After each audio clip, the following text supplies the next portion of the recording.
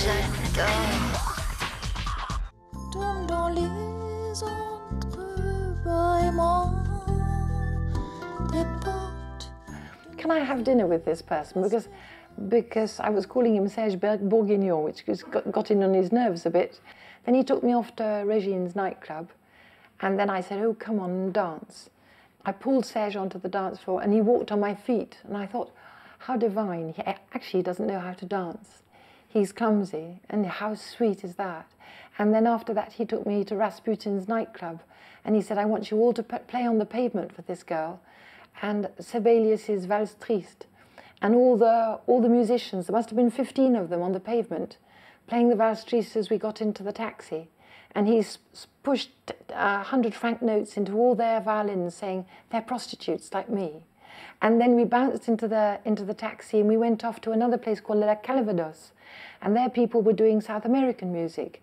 And there was old Joe Turner, who was a wonderful black jazz musician, the last.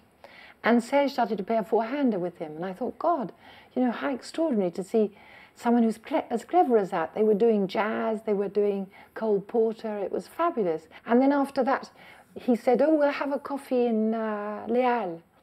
And as we were in Les Halles, all the butchers and it was a bit like my Fair Lady, all the people said, hello, Gainsbourg, they said, and he said, do you want he gave them champagne. So with their bloody overalls and everything, they came round and chinked glasses. And then Serge got into a taxi, he said, do you want me to drop you back at your hotel? And I boldly said, no. And I thought, Kate's with Christine, the au pair girl, and no. So I thought he'll take me to his parents. He didn't. He took me to the Hilton Hotel. On to my horror, the man said to Serge, your usual room, Mr. Gainsbourg. I thought, oh no. Went up in the lift, and I was making faces like that in the little buttons, you know, that go down where you press the floors, to try and going like that to give myself some sort of nerve. Then I said to Serge, can I go to the bathroom? He said, yes. And when I came out of the bathroom, there he was, on his back, but completely fast asleep because we'd drunk so much. And so I thought, oh, how wonderful. So I got a pass key, rushed to the drugstore. I bought Yummy, Yummy, Yummy, I've got love in my tummy, which was a little 45. I stuck it between his toes and went back to the Hotel Esmeralda, where Kate was just waking up. Never been touched. So I felt that I'd really done really well. And then we were so in love, we went off to, by the time we went to Venice, then things had gone just too swimmingly. I couldn't believe that there was a man who cared so intensely of whether you have joy, pleasure in making love. It was just the best lover, the best time. I couldn't believe it. I had been such a failure with John Barry that hadn't managed to hold on to my man, that had considered myself as a complete disaster in all matrimonial things, sex included. This divine person made me feel wonderful. And I thought, I can't stay in Paris with this gorgeous person, because I'll be like I was with John Barry when Newsweek wrote John Barry and his E-Type Jaguar and his E-Type wife. So my good fortune was that there was a man seeking a girl, and it was to do La Piscine, and it was Jacques Deray, and he came up the stairs one night of the restaurant where we were all dining, and he took a look at me, and he wanted me, and he took me off to Saint-Tropez, and I met Delon, and I met Romy Schneider, and they said, she's okay, we want her for the film, which meant, oof, I could stay in France. Serge was weeping in front of a candle, because I said I was leaving for England. I said, blow the candle out, all is well. Stop. He was so dramatic. I said, yeah, stop crying. I can stay, because I've got another film. So off we went to Saint-Tropez.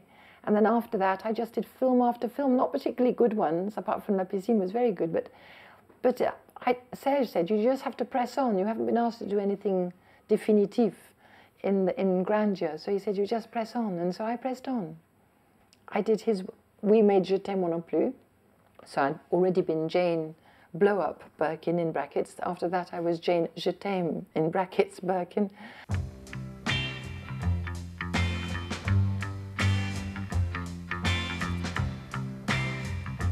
It wasn't written for me, it was written for Brigitte Bardot. And then I sort of came in second because I was singing in the bar and she'd said no. This song was sort of around and Serge said, you've got a nice voice when you're singing in the bar, would you like to sing it? And as I knew a lot of other very sexy ladies were going to sing it, I said yes, so they wouldn't. I thought perhaps I'll put in a real portrait of what I really feel like. En toquant la nuit dernière, j'étais effrayée. Mais c'est moi qui avais peur. Tu dormais chambre à son prix. C'était mon heure. Perché dans le vide. And some of it was written on hotel writing paper or vomit bags in the aeroplanes or I don't know, scribbled around, and I had a heap of stuff, and then with other music I sort of fitted it on, and actually it fitted. I don't know why, like poetry sometimes does, but perhaps because it wasn't that good poetry, and perhaps the music was rather flexible. I don't know. I felt I was out of competition with anyone because I was only being me. I wasn't trying to be anybody else, and it was honest and intimate. And I had a wonderful orchestrator who is called Edith from Buena. And so she did it with a tiny orchestra because, as my words are modest, to say the least, then we only needed a few instruments. So there's the bass, and then there's the cello, and the piano, and a guitar. The first person I showed the lyrics to was Philippe de Richaume, who was Serge's and my artistic director, because I wanted him to correct everything that was masculine and feminine that could have been wrong. Because I thought if they're going to get me for getting the grammar wrong, then I'd already written one script for Oh Pardon Tu Dormais. I'd made a film called Boxes, so I have written things, and I think I have a gift in monologues, perhaps not in dialogue, but in monologues certainly. So I didn't want to get the grammar wrong and then suddenly be slammed for putting in a feminine when it was a masculine. The album's called Winter Children, Les Enfants d'Hiver, but in French, Les Enfants d'Hiver means diverse children. So it's a tiny bit prettier than in English maybe, although Winter Children is rather sweet. And it was also the title of a song that was particularly precious to my heart, which was Here we are running too close to the camera in Super 8, and my whole life is being reeled back as if I'm watching a Super 8 of us all on the beach in the Isle of Wight, and the way our breathing comes out of our mouth as if we were smoking cigarettes, divine parents in the doorways of our life. And it was something, because then I could come back to a refrain which was, there's a country that you can never get to anymore, that's as inaccessible as dead people. I've been trying to find it all my life.